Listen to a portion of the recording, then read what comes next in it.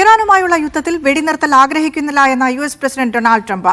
ബ്രിട്ടന്റെ അധീനതയിലുള്ള സൈനിക താവളമായ Diego ഗാസിയയിലേക്ക് Iran നടത്തിയ ബാലിസ്റ്റിക് മിസൈൽ വിക്ഷേപണം അത് വലിയ രീതിയിൽ അപലപിക്കുന്നുണ്ട് യുഎസിന്റെ ഭാഗത്തുനിന്ന്. തെല്ലവീവിലും ഇറാന്റെ മിസൈൽ ആക്രമണത്തിൽ വ്യാപക നാശനഷ്ടമാണ് ഉണ്ടായത്. ഇറാനിലെ എണ്ണയ്ക്കുമേൽ ഏർപ്പെടുത്തിയ ഉപരോധം താൽക്കാലികമായി അമേരിക്ക പിൻവലിച്ചു. ഇറാനോട് എന്നും കൂറുള്ള രാജ്യമായി റഷ്യ തുടരുമെന്ന് പ്രസിഡന്റ് വ്ളാദിമിർ പുടിൻ വ്യക്തമാക്കി. MC നാസർ വിശദാംശങ്ങളുമായി ചേരുന്നുണ്ട്. നാസറ, ഇപ്പോഴും വലിയ രീതിയിലുള്ള ആക്രമണം തുടരുകയാണ്. ഇസ്രായേലിന്റെ ഭാഗത്തുനിന്നായാലും അമേരിക്കയുടെ ഭാഗത്തുനിന്നായാലും ഈ യുദ്ധത്തിനൊരു അവസാനമില്ല, ഇനിയും ഞങ്ങൾ മുന്നോട്ട് പോകുമെന്ന് തന്നെയാണോ ഡൊണാൾഡ് ട്രംപ് അവസാനമായി വ്യക്തമാക്കുന്നത്? തീർച്ചയായിട്ടും അമേരിക്കയിൽ നിന്ന് ലഭ്യമായിക്കൊണ്ടിരിക്കുന്ന റിപ്പോർട്ടുകൾ പ്രകാരം കൂടുതൽ ആക്രമണം ശക്തിപ്പെടുത്താനുള്ള ഒരു തീരുമാനത്തിലേക്ക് തന്നെയാണ് അമേരിക്ക നീങ്ങുന്നത്. അതോടൊപ്പം തന്നെ കരയാക്രമണം ഉൾപ്പെടെയുള്ള കാര്യങ്ങളും തിരക്കിട്ട ചില ചർച്ചകൾ പെന്റഗൺ നേതൃത്വത്തിന് കീഴിൽ നടന്നു വരുന്നതായ റിപ്പോർട്ടുകൾ പുറത്തു വരുന്നുണ്ട്. പക്ഷേ ഇത് പ്രായോഗികമായിട്ടുള്ള ബുദ്ധിമുട്ടുകൾ വിദഗ്ധരുമായിട്ട് അമേരിക്കൻ നേതൃത്വത്തിനുള്ളിൽ തന്നെ വ്യത്യസ്തമായ അഭിപ്രായങ്ങൾ രൂപപ്പെടുന്നതായിട്ടുള്ള റിപ്പോർട്ടുകളും പുറത്തു വരുന്നുണ്ട്. അല്പം മുമ്പ് ഇസ്രായേൽ പ്രതിരോധ മന്ത്രി ഇസ്രായേൽ കാറ്റ്സ് വ്യക്തമാക്കിയിരിക്കുന്നത് എത്ര തന്നെ സമയമെടുത്താലും ഈ ലക്ഷ്യങ്ങൾ നേടും വരെ ഇറാന് നേരെയുള്ള ആക്രമണം തുടരുമെന്നാണ്. അപ്പോൾ ഇസ്രായേലും അമേരിക്കയും ഏതെങ്കിലും അർത്ഥത്തിലുള്ള ഒരു പിന്മാറ്റത്തിന്റെ ഒരു സൂചനയും നൽകുന്നില്ല. അതേസമയം ആക്രമണം കടുപ്പിച്ചിരിക്കെ അതിശക്തമായിട്ടുള്ള ചെറുത്തുനിൽപ്പ് തങ്ങളും തുടരുന്നതായി ഇറാൻ സൈനിക നേതൃത്വവും വ്യക്തമാക്കിയിട്ടുണ്ട്. ഇന്ന് ഇസ്രായേലിന്റെ ഒരു പോർവിമാനം വെടിവെച്ചിട്ടതായി ഇറാന്റെ റവല്യൂഷണറി ഗാർഡ് വ്യക്തമാക്കുന്നുണ്ട്. പക്ഷേ ഈ വലിയ കേടുപാടുകൾ സംഭവിക്കാതെ വിമാനം ഇസ്രായേലിൽ തന്നെ തിരിച്ചെത്തിയതായിട്ടാണ് ഇസ്രായേൽ സേന സ്ഥിരീകരിക്കുന്നത്. എന്തായാലും ഹോർമുസ് കടലിടുക്കിലും വളരെ ശക്തമായിട്ടുള്ള സംഘർഷം മാറ്റമില്ലാതെ തന്നെ തുടരുകയാണ്. കൂടുതൽ രാജ്യങ്ങൾ അമേരിക്കക്ക് പിന്തുണ പ്രഖ്യാപിച്ചിട്ടുണ്ട്. പക്ഷേ 4000 കിലോമീറ്റർ ദൂരെ താണ്ടി മിസൈൽ ആക്രമണം ബ്രിട്ടന്റെ ഒരു സൈനിക താവളത്തിന് നേരെ നടത്താൻ പറ്റിയത് തങ്ങളുടെ ഏറ്റവും വലിയ ഒരു സൈനിക വിജയമായിട്ടാണ് ഇറാൻ അവകാശപ്പെടുന്നത്. പക്ഷേ ഇത്തരം നീക്കങ്ങൾ ഒരു നിലക്കും പൊറുപ്പിക്കുകയില്ലെന്ന മുന്നറിയിപ്പാണ് അമേരിക്കയും അതോടൊപ്പം തന്നെ ഇസ്രായേലും നൽകിക്കൊണ്ടിരിക്കുന്നത്. ബ്രിട്ടനും വളരെ ശക്തമായിട്ടുള്ള പ്രതിഷേധം ഇക്കാര്യത്തിൽ അറിയിച്ചതായിട്ടുള്ള റിപ്പോർട്ടുകളും പുറത്തു വരുന്നുണ്ട്. ബിനീഷ, നാസറ, ഇന്നലെ IRGC പറഞ്ഞത് യുദ്ധം എത്ര കാലം നീണ്ടുപോയാലും ആയുധ ശേഖരം അത് ഇറാന്റെ ഭാഗത്തുണ്ടാകില്ല എന്ന് നിങ്ങൾ കരുതേണ്ട എന്നൊരു മുന്നറിയിപ്പ് IRGCയുടെ ഭാഗത്തുണ്ടാകുന്നുണ്ട്. അപ്പോഴും മധ്യസ്ഥ ശ്രമങ്ങൾക്ക് റഷ്യയും ചൈനയും അടക്കമുള്ള രാജ്യങ്ങൾ മുന്നോട്ട് നിൽക്കുന്നുണ്ട്.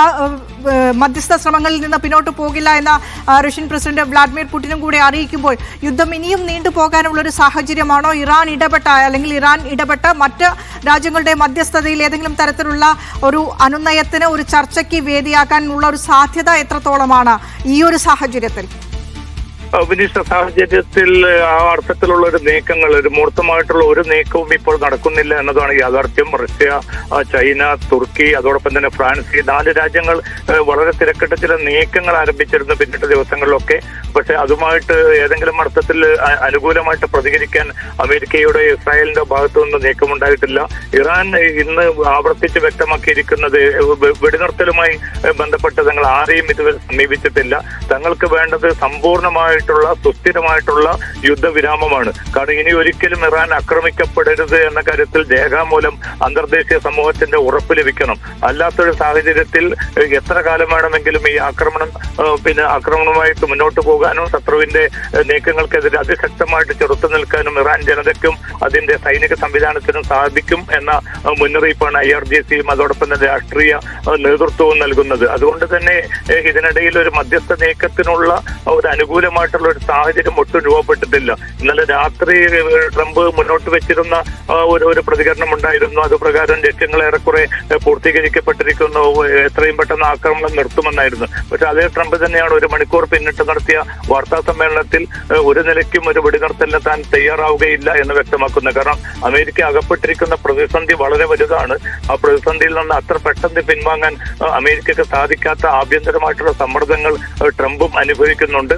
അതുകൊണ്ട് തന്നെ എത്ര കാലം ഈ യുദ്ധം നീണ്ടു നിൽക്കുമെന്ന ആശങ്ക ഇപ്പോൾ പോലും അതേ ശക്തമായി തന്നെ തുടരുന്ന ഒരു സാഹചര്യമാണുള്ളത്. ബിനീഷ, വലിയ പ്രതിസന്ധി അത് US-നും ഏറ്റിട്ടുണ്ട് ഈ യുദ്ധത്തിൽ. അതിന്റെ അടിസ്ഥാനത്തിൽ കൂടിയാകണം ഇറാനിൽ നിന്നുള്ള എണ്ണയ്ക്ക് താൽക്കാലികമായുള്ള ഉപരോധം നീക്കിക്കൊണ്ട് ഒരു പ്രസ്താവന ട്രംപിന്റെ ഭാഗത്തു നിന്നുണ്ടാകുന്നതല്ലേ? വിദേശ തീർച്ചയായിട്ടും. കാരണം നേരത്തെ നമുക്കറിയാൻ സാധിക്കും റഷ്യയുടെ എണ്ണ വാങ്ങുന്നതിൽ നിന്ന് പല രാജ്യങ്ങളെയും വിലക്കിയ അമേരിക്കൻ പ്രസിഡന്റ് ട്രംപ് തന്നെ റഷ്യയോട് എണ്ണ വാങ്ങണമെന്ന് ആവശ്യപ്പെടുന്ന ഒരു സാഹചര്യം വന്നു. പക്ഷെ അതിനേക്കാളും അപ്പുറത്താണ് ഇപ്പോൾ ഇറാന് വേണ്ടി ഇത്രയും കടുത്ത ഉപരോധങ്ങൾ ഇറാൻ സ്ഥാപനങ്ങൾക്കും ഇറാന്റെ എണ്ണയ്ക്കും ഇറാന്റെ കപ്പലുകൾക്കും ഒക്കെ ഏർപ്പെടുത്തിയിരുന്ന അമേരിക്കയാണ് ഇപ്പോൾ ഇറാനിൽ നിന്ന് അടുത്തൊരു മാസത്തേക്ക് ഉദാരമായിട്ട് എണ്ണ വാങ്ങാൻ എല്ലാ രാജ്യങ്ങൾക്കും അനുവാദം നൽകിയിരിക്കുന്നത്. അത് ഇന്ത്യ ഉൾപ്പെടെയുള്ള ഇറക്കുമതി രാജ്യങ്ങൾക്ക് വലിയൊരു സഹായകമാകുമെന്ന ഒരു നേട്ടമുണ്ട് എങ്കിൽ പോലും അമേരിക്ക ഇതിന് നിർബന്ധിതമാവുന്ന ഒരു സാഹചര്യം വന്നു എന്നത് അന്താരാഷ്ട്ര വിപണിയിലെ ഊർജ്ജ പ്രതിസന്ധിയുടെ തീക്ഷ്ണത അമേരിക്കൻ പ്രസിഡന്റ് നേരിട്ട് അനുഭവിച്ചു എന്നതിന്റെ കൃത്യമായിട്ടുള്ള ഉത്തരം കൂടിയാണ്. ഇറാൻ എണ്ണയ്ക്ക് ഏർപ്പെടുത്തിയിരുന്ന ഉപരോധം പിൻവലിക്കാനും ആ എണ്ണ വാങ്ങാൻ എല്ലാ രാജ്യങ്ങൾക്കും ഉദാരമായിട്ട് അനുമതി നൽകിയിരിക്കുന്ന സാഹചര്യം. ഇത് തങ്ങളുടെ രാഷ്ട്രീയ നയതന്ത്ര സാമ്പത്തിക വിജയമായിട്ട് പോലും ഇറാൻ നേതൃത്വം ഇപ്പോൾ വിശദീകരിക്കുന്നുണ്ട്. വിനിഷ, ഒരൊറ്റ കാര്യം കൂടി നാസർ, ഇന്നത്തെ തിരിച്ചടികളെ കുറിച്ച് പ്രത്യാക്രമണങ്ങളെ കുറിച്ച് ഇറാനിൽ നിന്ന് ലഭിക്കുന്ന റിപ്പോർട്ടുകൾ.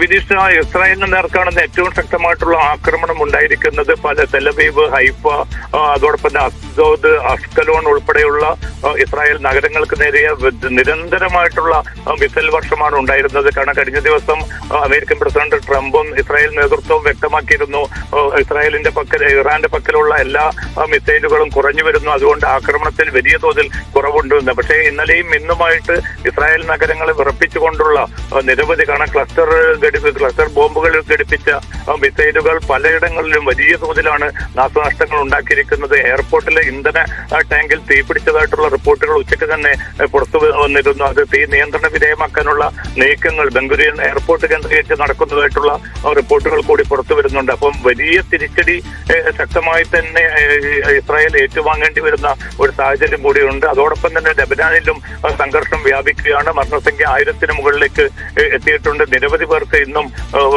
പരിക്കേറ്റതായിട്ടുള്ള റിപ്പോർട്ടുകൾ കൂടിയാണ് ലെബനാൻ മേഖലയിൽ നിന്നുകൂടി ലഭ്യമായിക്കൊണ്ടിരിക്കുന്നത്. വിനിഷ, ശരി നാസർ, വ്യക്തമാണ്.